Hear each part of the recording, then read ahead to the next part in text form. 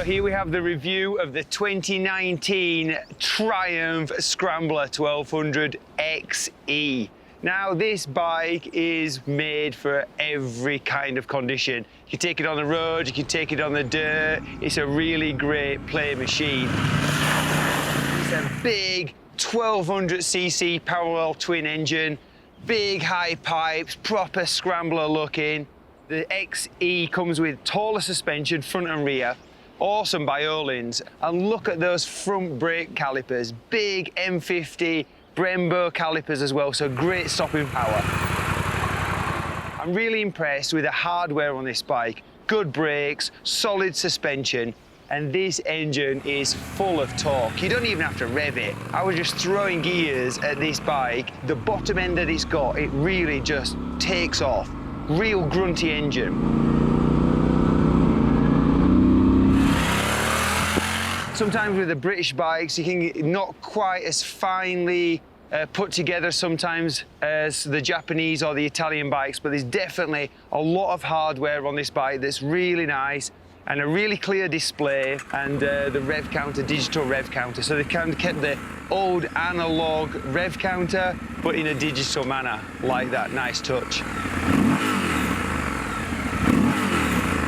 It comes with all the riding modes. You've got your road, your rain, your off-road, but you've also got an off-road pro. Now the off-road pro takes everything away. It takes the ABS, the traction control. So for me, I really enjoyed the off-road pro hitting the dirt. It gave the rider 100% of control, and I really like that. But on the street, you can just hit the riding modes and have that confidence that you can have the traction control, the cornering ABS, and it does work.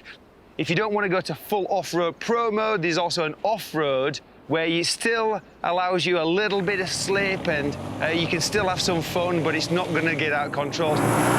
So Triumph have just done a really great job giving the rider loads of options. For me, I like to turn everything off, and this bike allows you to do that. Now I don't have fitted on this bike very off-road tyres. They're more street-based with a little bit of trail riding capabilities. So I couldn't get too wild on the dirt. However, with this big suspension, it really soaks up all of those bumps, all of that feedback coming through the handlebars. It's a really smooth ride on and off the street.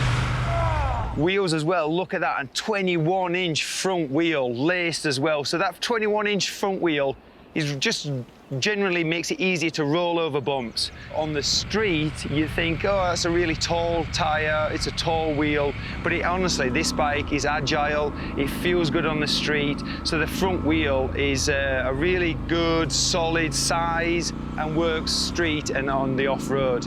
So 17 on the rear, you got loads of options tyre-wise, 21-inch on the front, and if you find some tyres that are really kind of a little bit more aggressive, you're going to be able to do a little bit more on the trails, but loads of options, and that 21-inch front wheel is a joy to ride on the trails. Now you've got these hand guards, heated hand grips, so the Scrambler does come with some nice little creature comforts. Hand guards are always a nice thing in cold conditions, and also going off-road, bit of bark busters and keep your hands safe.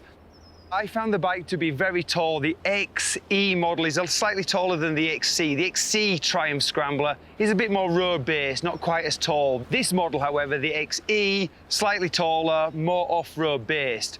Now, I'm 5'9", I don't have the longest legs, and I'm on my tiptoes when I get onto this bike. So for me, that was the little downside. I found it was really tall. And I only really noticed that when I'm coming to a stop, or I'm having to do, like I said, sharp U-turns or tricky little maneuvers. I was just on my tippy toes, and I found that kind of quite precarious. Also, its weight, it's not exactly a light bike. Its capabilities, on-road and off-road, you'd think the bike would be quite light, but it's not. It's a heavy machine. Now, of course, there's heavier bikes out there, but for me, if you've got a lighter bike, lighter is just easier to manage, and definitely off-road, because when you get into a slide, the lighter bike is easier to control, and a bike that weighs this much, if you get into a little bit of trouble, it's going to be difficult to kind of get yourself out of. Now, off-road capabilities on it are just basically, in my opinion, the basic trail riding. You can't get too technical with it. However, it is pretty good. So most trails, graded trails, I'd be totally fine, but you've got to be careful where you take it. Because if you get yourself into trouble with this bike, like I said, it's heavy. and it's going to be difficult to manage. So you just got to be aware of that. Other downside to this bike, I found that this exhaust got extremely hot on the right side. So for me, I was always burning my right leg. It's been pretty hot here in South Dakota during the day, and it really got hot, this motorcycle. So being right up there definitely did affect me, and I did feel that when I was riding. But again, once the sun had gone down and it was a chilly evening, it's nice to feel the warmth of the bike. So you've really got to play up whether you can put up with that, but that high pipe definitely is a leg burner. A nice big 4.2 gallon tank, fill her up with gas, go riding most of the day, a nice big tank there. But with all of that, big tank, high bike, it's top heavy. And you feel it when you first take the bike off the side stand. And for me as well, that is precarious, especially when I'm on my tippy toes. But once you get rolling, you just don't feel that weight the same, and it feels really quite manageable.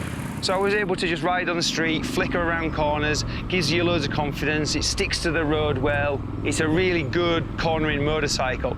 And your riding position really works in the street and the dirt because it's a real central linear motorcycle and very versatile.